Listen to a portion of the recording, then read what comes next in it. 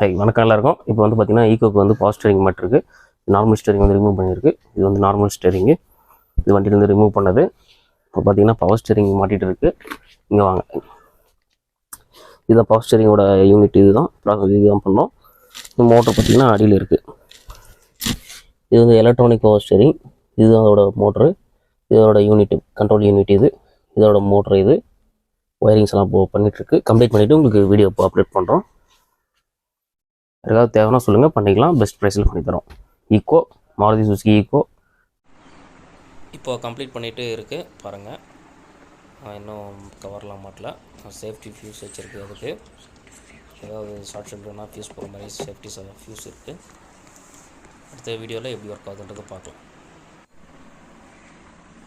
இப்போ பார்த்தீங்கன்னா சும்மா செக்கிங்காக ஒரு சின்ன பேட்டரி வச்சு கனெக்ஷன் கொடுத்துருக்கு பாருங்கள். இதில் எப்படி ஒர்க் ஆகுதுன்னு பாருங்கள். சும்மா இல்லை, லைட்டாக பவர் ஸ்டேரிங் இப்போ ஒர்க் ஆகுது பாருங்கள். சும்மா நம்ம லைட்டாக இது பண்ணாலே ஒர்க் ஆகும் ஸ்டேரிங்கு. முன்ன நார்மலில் வந்து டைட்டாக இருக்கும். இப்போ இது பவர் ஸ்டேரிங் யூஸ் பண்ணும்போது நம்மளுக்கு ஈஸியாக இருக்கும் பாருங்கள். ஒரே வேறு எல்லாம் நம்ம ரிமூவ் பண்ணுற மாதிரி இருக்கும். இதுதான் பவர் ஸ்டேரிங் எலக்ட்ரானிக்.